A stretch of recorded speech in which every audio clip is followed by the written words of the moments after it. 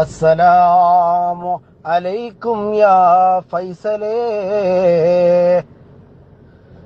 ഫൈസലേ, നീ എന്റെ സ്നേഹിതനാണെന്നുള്ള ബോധ്യം എനിക്കുണ്ട് ഫൈസലേ. നിനക്ക് അത് ഇല്ല എന്നെനിക്ക് തോന്നുന്നു ഫൈസലേ. കാരണം റമളാനിന്റെ മുമ്പ് നീ എന്നെ വിളിച്ചിരുന്നു ഫൈസലേ. റമളാനിന്റെ മുമ്പ് നീ ആഴ്ചയിൽ 2 പ്രാവശ്യം നീ എനക്ക് വോട്ട് ഇമെയിൽ വിളിച്ചിരുന്നു. ഇല്ലെങ്കിൽ നീ എനക്കൊരു മെസ്സേജ് എങ്കിലും അയക്കുമായിരുന്നു ഫൈസലേ. റമളാനിന് ശേഷം റമളാന്റെ ആദ്യത്തെ 10-ൽ ഒരു പ്രാവശ്യം നീ എനക്കൊരു മെസ്സേജ് അയച്ചതല്ലാതെ പിന്നീട് ഒരു വിളിയോ ഒരു മെസ്സേജോ ഒരു വർത്തമാനോ കണ്ടില്ല ഫൈസലേ. അതുകൊണ്ടാണ് ഫൈസലേ ഈ റമളാന്റെ 2ാമത്തെ 10 ആയപ്പോൾ നിന്റെ ഒരു വിവരവുമില്ലാത്തതിന്റെ അടിസ്ഥാനത്തിലാണ് പൊന്നാര ഫൈസലേ നിനക്ക് ഞാൻ ഈ വോയിസ് മെസ്സേജ് ഇടുന്നത്. നിന്നെ വോട്ട് ഇമെയിൽ വിളിച്ച് കിട്ടുന്നില്ല ഫൈസലേ. നിന്റെ മൊബൈലിൽ വിളിച്ച് കിട്ടുന്നില്ല ഫൈസലേ. നിന്റെ മൊബൈലിലേക്ക് മെസ്സേജ് അയച്ചാൽ മറുപടിയില്ല ഫൈസലേ. പൊന്നാര ഫൈസലേ, നീ എന്നെ മറന്നാലും നിന്റെ ദുആകളിൽ എന്നെ ഉൾപ്പെടുത്തണമെന്ന് വിനീതമായി അപേക്ഷിക്കുന്നു പൊന്നാര ഫൈസലേ. അസ്സലാമു അലൈക്കും യാ ഫൈസലേ.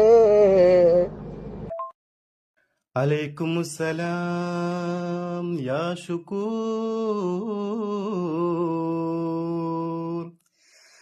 എന്റെ കൽക്കണ്ടക്കനിയായ ശുക്കൂറേ, ഞാൻ നിനക്ക് വിളിച്ചില്ലെന്ന് പറയല്ലേ. പകൽ വിളിച്ചാൽ നീ ബിസിയാണ് ശുക്കൂറേ, രാത്രി വിളിച്ചാൽ നീ ബിസിയാണ് ശുക്കൂറേ, നട്ടപ്പാതിരക്ക് വിളിച്ചാൽ പോലും.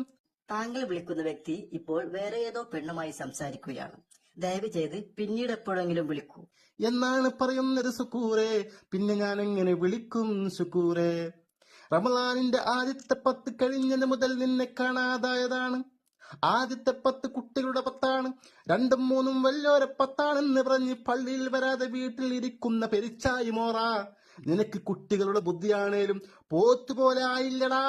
പള്ളിയിൽ വാടാ, അല്ലാതെ എന്നെ എങ്ങനെ കാണാനാണ് ശുക്കൂറേ? ഞാൻ നിന്നെ തിരക്കാത്ത ദിവസങ്ങളില്ല ശുക്കൂറേ. ഞാൻ നിന്നെ അന്വേഷിക്കാത്ത സ്ഥലങ്ങളില്ല ശുക്കൂറേ.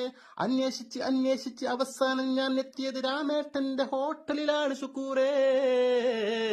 രാമേട്ടന്റെ ഹോട്ടലിലാണ് ശുക്കൂറേ. നിന്റെ തളർന്നു കിടക്കുന്ന വെള്ളിപ്പാക്ക് പൊറാട്ടയും ചിക്കൻ ചില്ലിയും വാങ്ങാൻ നീ ദിവസവും അവിടെ വരാറുണ്ടെന്ന് രാമേട്ടൻ പറഞ്ഞപ്പോൾ ഞാൻ ഞെട്ടിത്തരിച്ചു പോയി ശുക്കൂറേ.